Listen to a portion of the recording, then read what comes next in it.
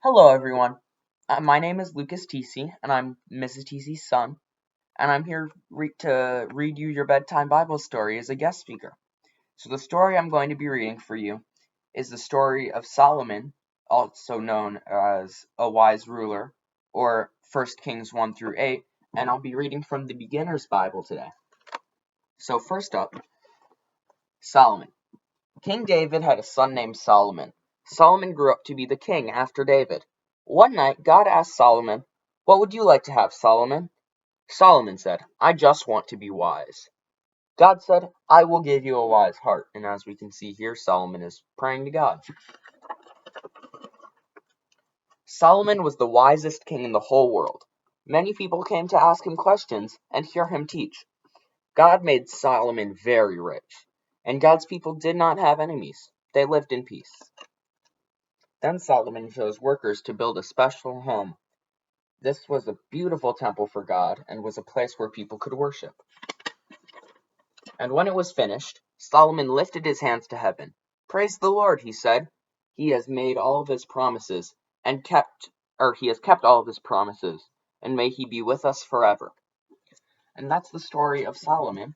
And now I'll be reading you one of my favorite stories from my childhood, Iggy Peck, Architect.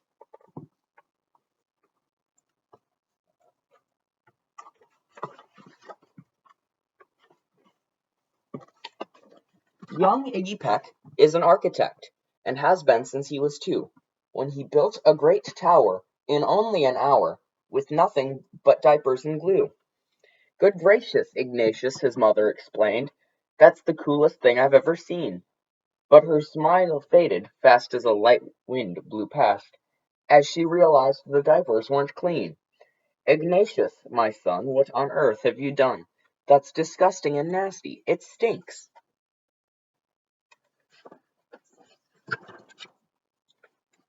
But Iggy was gone. He was out on the lawn, using dirt clods to build a great sphinx. When Iggy was there, his parents could see his usual passion would stay. He built churches and chapels from peaches and apples, and temples from modeling clay. At dinner one night, to his father's delight, Iggy got a bright gleam in his eye, and out on the porch built the St. Louis Arch from pancakes and coconut pie. Dear Ig had it made until second grade, when his teacher was Miss Lila Greer. On the very first day, she had this to say: "We do not talk of buildings in here. Gothic or Romanesque, I couldn't care less about buildings, ancient or new."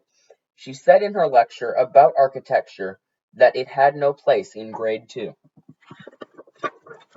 That might seem severe, but she was sincere, for when she was no more than 7, she'd had a great fright at a dizzying height in a building so tall it scraped heaven.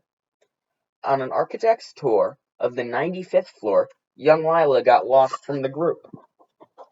She was found 2 days later in a stuck elevator eating cheese with a French circus troupe. After that day, it's quite safe to say she thought all building lovers were nuts. As a teacher, she taught that above all one ought to avoid them, no ifs, ands, or buts.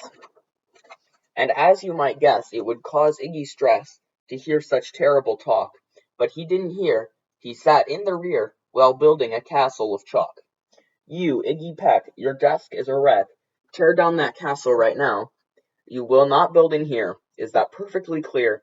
Do you need to see Principal Howe?"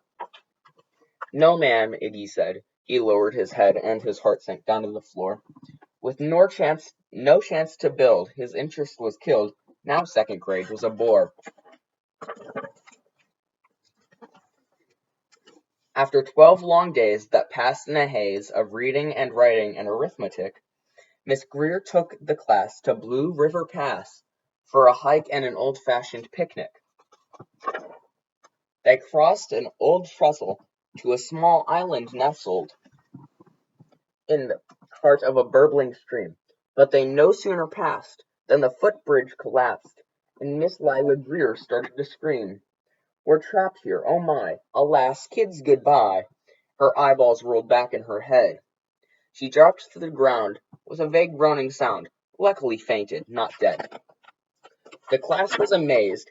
They stood there quite dazed, uncertain of what they should do. But one young man was off hatching a plan, which started with Miss Lila's shoe. Soon each lad and lass there at Blue River Pass was working together as one. And when she came to, Miss Lila Greer knew that something quite brave had been done. She looked in the air, and saw hanging there a structure of cables and braces, and in the far side, beaming with pride, were 17 young smiling faces. Boots, tree roots, and strings, fruit roll-ups and things, some of which one should not mention, were stretched ridge to ridge in a glorious bridge, dangling from shoestring suspension.